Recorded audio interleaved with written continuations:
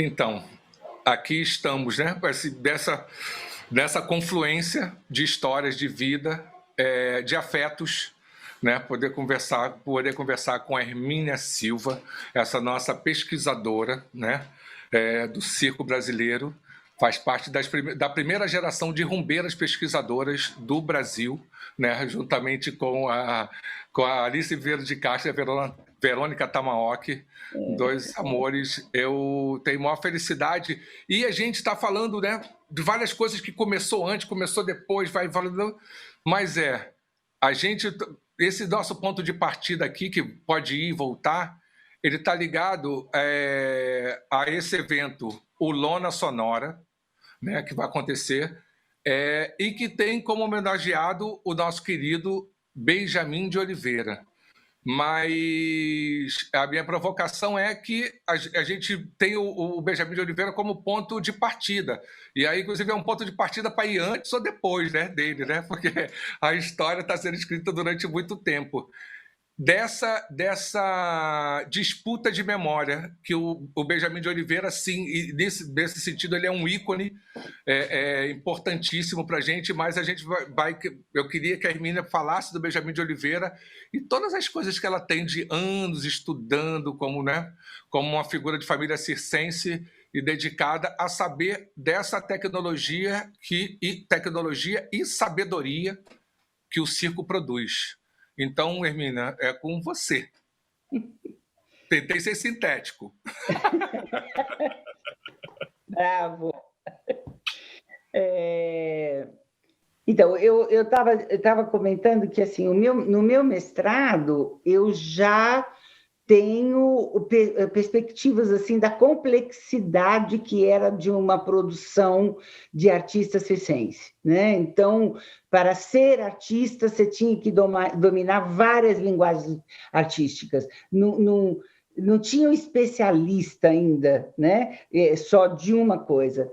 Aí, o mestrado já me dá essa abertura muito grande para disputar com memórias das pessoas de não verem o circo, porque aí eu faço um debate muito com a história do tradicional, de que este passado tratado no tradicional é um passado morto.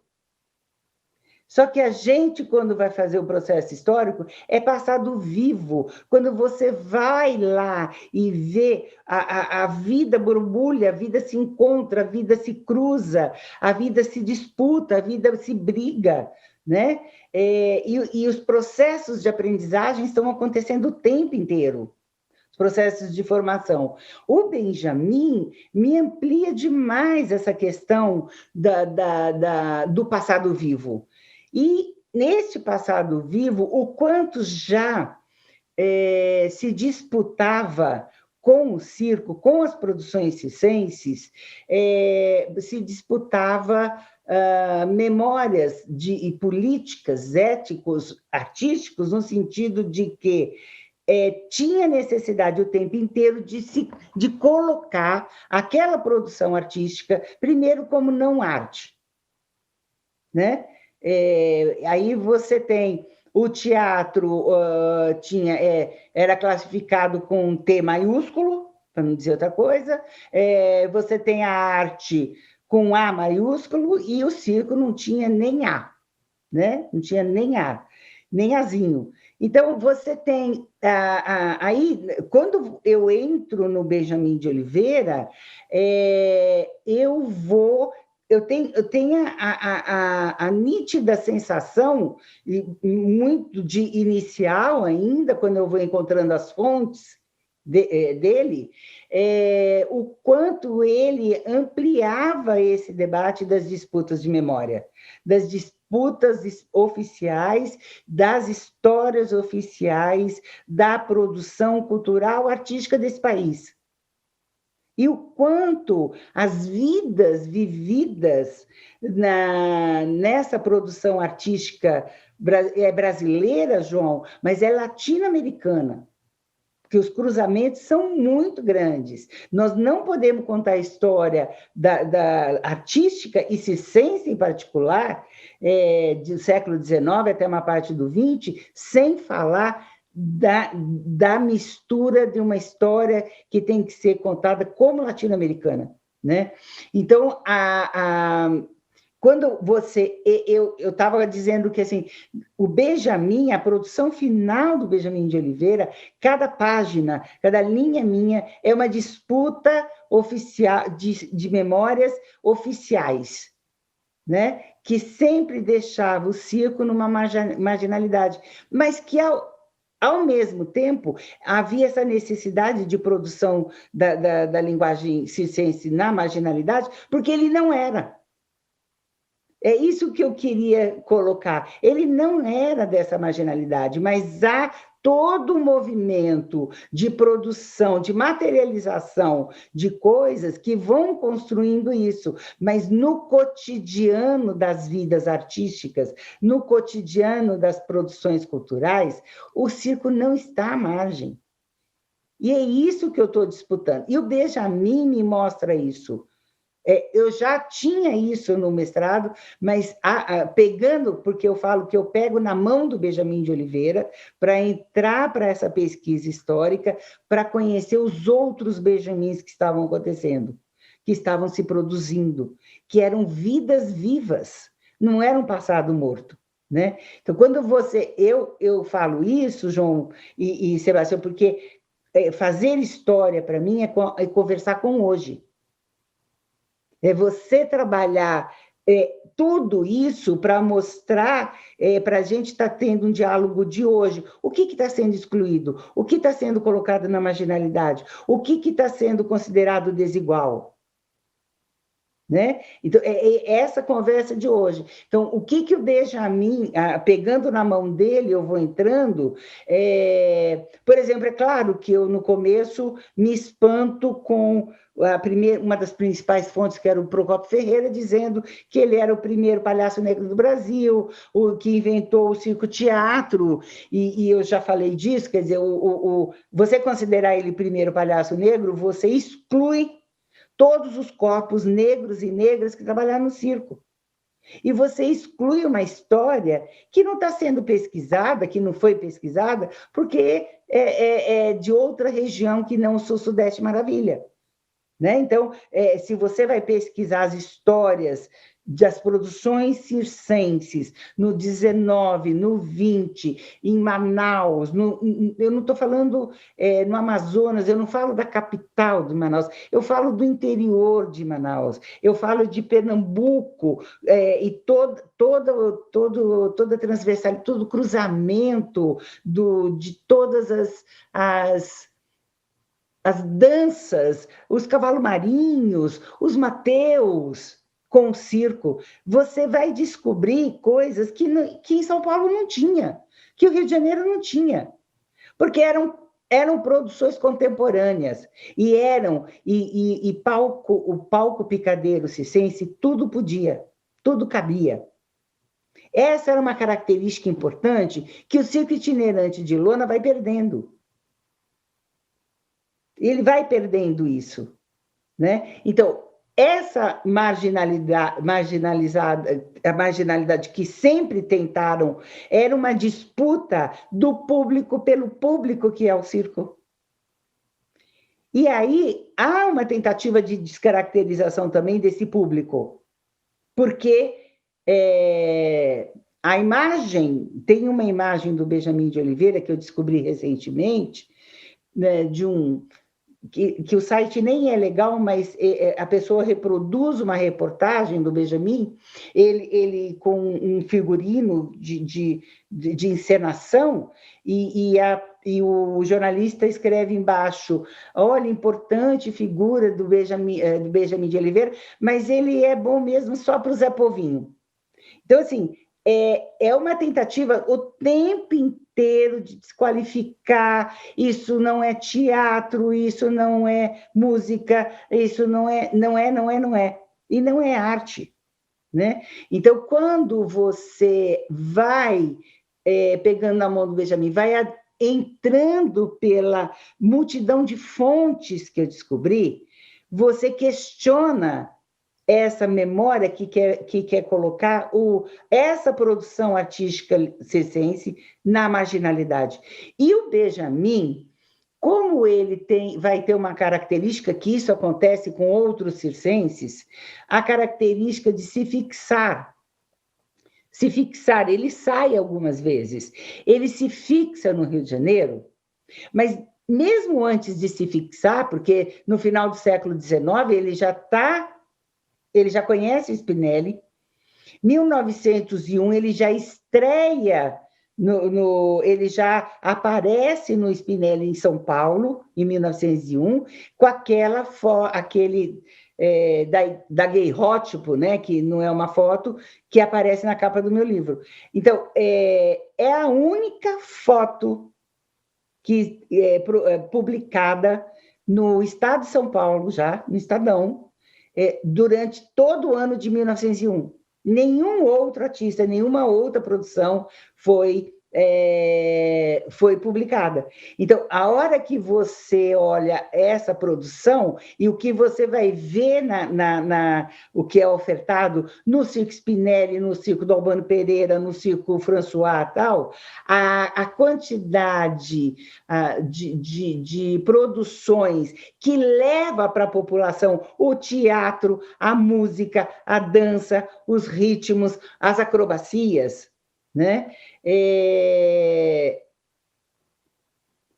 Era uma necessidade o tempo inteiro de estar colocando ele no signo da falta. Falta, signo da falta. Falta tudo.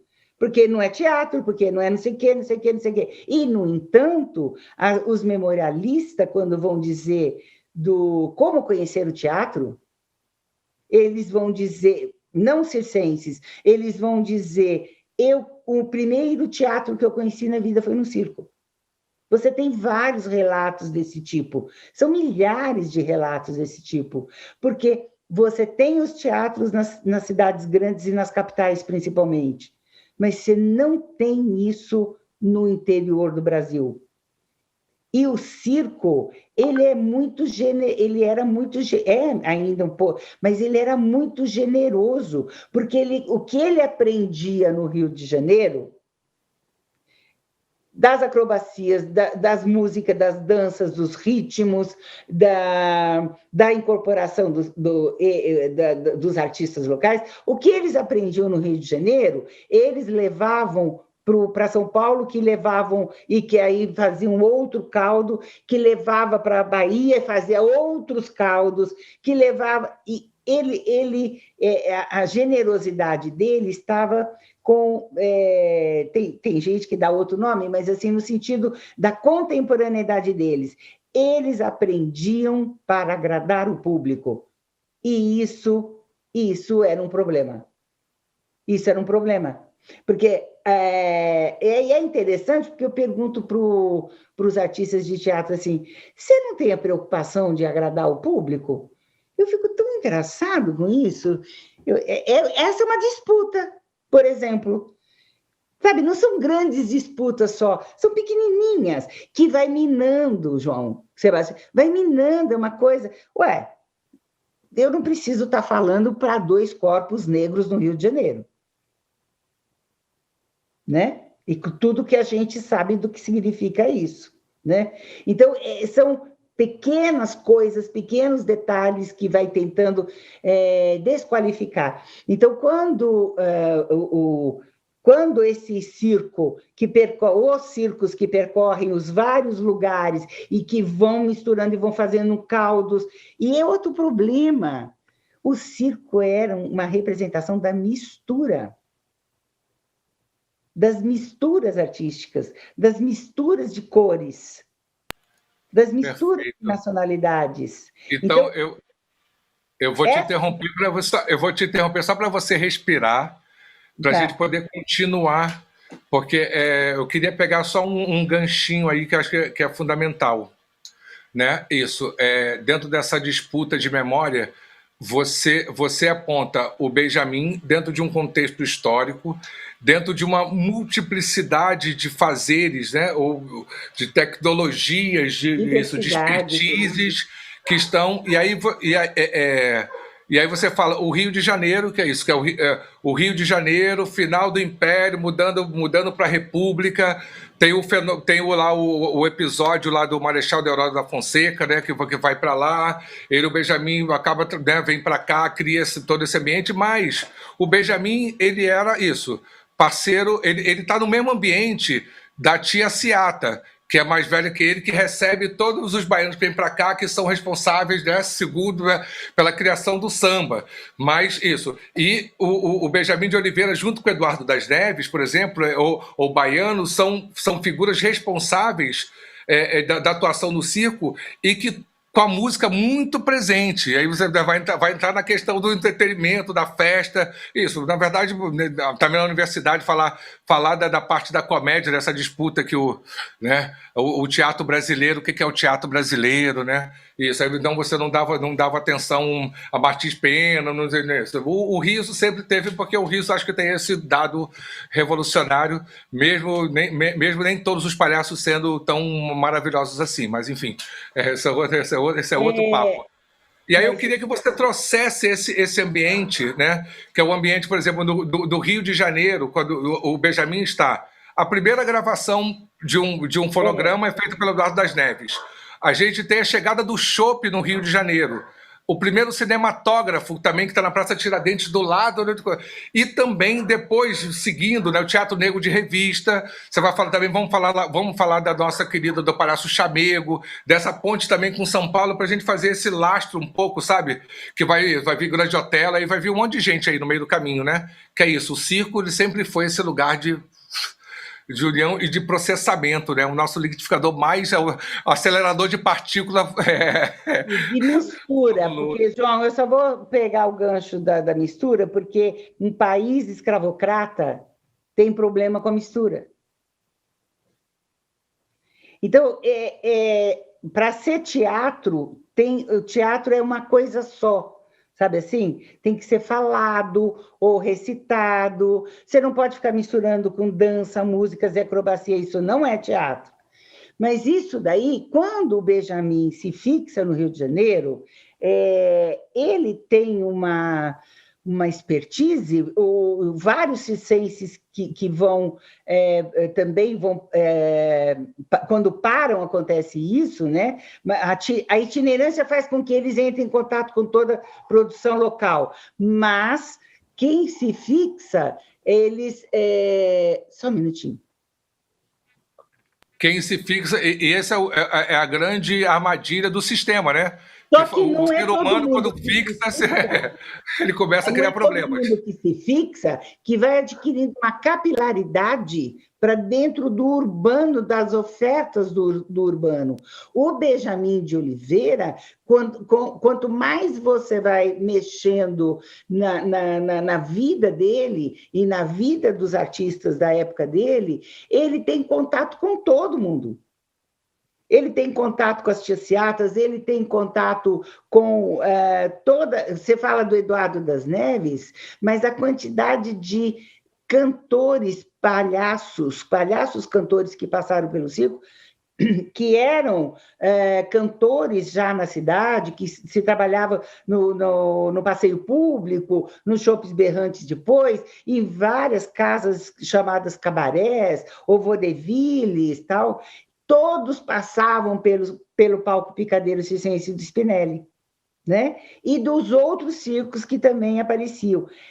O palco Picadeiro Circense ele era um lugar de trabalho para estas pessoas, né?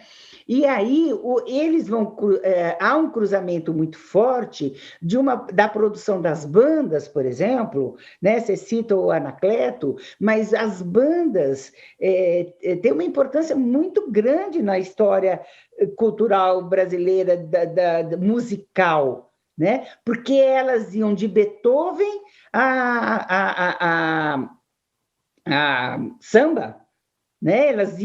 Elas misturavam, então elas eram divulgadoras das músicas, né? Exatamente, perdão, isso. Os lundus, né? Tinham vários estilos musicais que faziam parte, né? Machixe. Todos. Você vai falar, chegar até o Benjamin de Oliveira, Benjamin de Oliveira, perdão, o Pixinguinha, quando você está falando, eu já estou falando do cinema, que a galera tocava ao vivo, né? Que é essa turma, Pixinguinha, né? O pai do Pixinguinha toca no circo do Benjamin. Entendeu? É assim, é muita gente. Você tem que fazer uma árvore genealógica quase para dizer para todos. Eu tenho lá no livro descritivo de todos que eles cruzaram, todos que eles cruzaram. Então, o Benjamin está nas Tias-Seatas, está na produção mas não é só ele, isso já é desde antes dele, mas ele amplia a utilização da fotografia. Né? Depois ele está em contato com o Leal e Labanca. O Leal e Labanca vão fazer o primeiro filme, das produções, das 3 produções que se conhece na cinematografia brasileira. Uma delas foi o Leal e Labanca filmar a representação da paródia dos Guaranis. Né? Dentro do Circo Spinelli, com uma câmera parada, que eles chamam de decupagem. Isso daí eu sou papagaio de pirata. Então, esse filme não existe. Olha a disputa de memória. Acabou.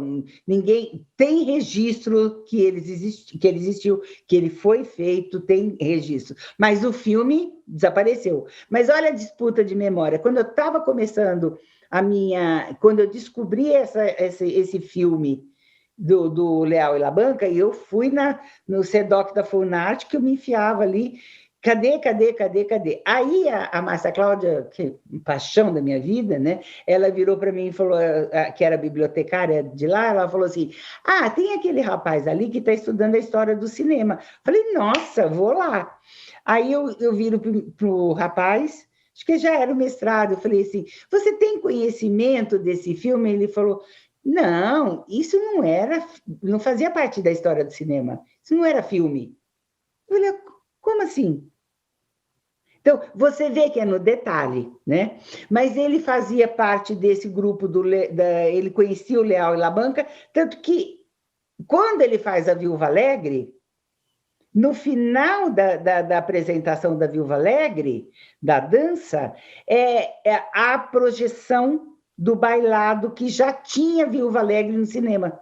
Então, há um diálogo com a mídia, que seria mídia na época, né? De projeção do filme na hora do bailado, junto com os artistas no palco dançando. E dizem que isso só vai acontecer a partir de 1950, 60. Ele está fazendo isso já em 1910. Então, olha o instinto de percepção dele de tudo que está acontecendo. Ele está em contato com... o Cardoso dizia que ele não sabia ler partitura. Ele só tirava todas as músicas de ouvido. Então, ele escrevia todas as peças dele, todas as peças que ele encenava, as músicas eram produzidas por ele, as letras e música. E como que ele produzia a música? Ele tinha um amigo, um músico que tocava piano, e aí ele ia falando assim, eu quero a música desse trecho da peça assim, e cantava. Aí o amigo ia tirando no piano. Então, ele tem conhecimento com todos esses, ele tem proximidade muito forte com o jornalismo na época, com os jornalistas. Ele tem ele vai se tornar referência no Rio de Janeiro por um lado, criticado que o que ele faz não é teatro, por outro, vários grupos teatrais iam até ele para aprender o modo de fazer teatro no ciclo que ele tinha. Arthur Azevedo fez parte da Academia Brasileira de Letras, mas foi um dos principais revistógrafos da gente, né? Não é teatro de revista, é revista do ano que fazia, é outra coisa, né? tinha uma contradição muito grande, porque ele queria um teatro sério para o Brasil, mas ele só conseguia sobreviver com as revistas do ano. Então, o Arthur Azevedo, quando um circo ocupa o Teatro São Pedro de Alcântara, hoje João Caetano, né? O Arthur fica puto da vida, escreve muito, dizendo que um teatro não vale um circo. Quando ele conhece Benjamin, eu vou encerrar. Quando ele conhece Benjamin, ele está morando em São Cristóvão. Quando ele vai escrever, quando ele vai para conhecer o Benjamin junto com a família, ele fica encantado com o teatro do Benjamin de Oliveira. Encantado. E aí ele escreve, foi os 5 minutos de fama do Benjamin naquele momento, para ampliar ainda mais. E ele manda o grupo teatral dele aprender com o Benjamin de Oliveira. Então, assim, eu acho que você não tem um artista, uma forma de produção de linguagem artística que Benjamin de Oliveira não estivesse envolvido. E Sim. Aí tem essa questão dele, por exemplo, da negritude dele. Ele não fala, mas fala o tempo inteiro. Né? Então, ele estava super antenado com todas as produções que estavam acontecendo. Ele, em 1913, promove uma competição, festival competitivo de capoeira, que era ilegal. Era ilegal. Então, você vê que, ao mesmo tempo que ele não fala, ele fala. E, nesse mesmo ano de 1913, é quando o Almirante Negro, né, João Cândido, é liberto. Há uma iniciativa, mas aí eu não sei de quem, fazer um filme em homenagem ao João Cândido. Foi proibido. Foi proibido. Mas o Benjamin de Oliveira faz um espetáculo em benefício ao João Cândido. E toda a verba foi destinada a ele. E não foi proibido. Então, você vê, ele está... Olha, que revolucionário, né? Ele é transgressor. Porque se Sim. você pega a maior parte o grupo que trabalha com ele desde 1905, quando ele vai se fixando no Rio de Janeiro, é uma mistura muito grande de europeu, mas tem muitos negros e negras. Claro. A Vitória, a Jassanã, a Jacira, as 2 filhas, os netos, as netas, estão todos no palco picadeiro. E é interessante, e eu vou finalizar, porque, assim, todas as músicas que eram cantadas nas ruas estavam sendo cantadas e tocadas nos palcos picadeiros circenses. E é interessante, porque você tem uma produção de memória que diz que cantar lundu, cantar machixe, era coisa pornográfica, era para as classes baixas, era para desocupado, negro, pobre, branco, tudo, né? E, no entanto, eles cantavam, dançavam todos esses ritmos nos palcos picadeiros circenses, e a população, que eles chamavam de Zé Povinho, era uma mistura de todas as classes existentes no Rio de Janeiro.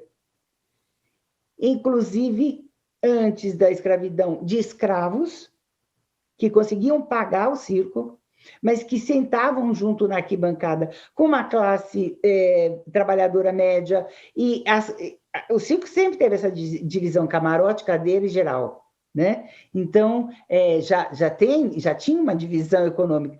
Você tem a presença constante de jornalistas, você tem a presença constante de políticos, e isso provocava muita ira de disputa desse público. Então, se caracterizava a disputa de memória dizendo o povo não sabe o que é bom. Né? Aí, ótimo. É no detalhe. João Caetano tentou proibir espetáculo de circo quando tivesse teatro. Né? Então, porque as pessoas preferiam ir ver o palhaço do circo do que um bom teatro. E aí ele já dizia que o palhaço não era bom, né? E eu parece já disputava a questão da palavra dentro da cena, de várias coisas. A disputa de público, João, é uma das coisas muito... Porque, veja, Benjamin de Oliveiros e outros circos, quando levavam uma peça teatral, ficavam 2, 3 meses em cartaz. Né? Quando você tinha o chamado teatro sério no teatro, era 1 semana, 15 dias.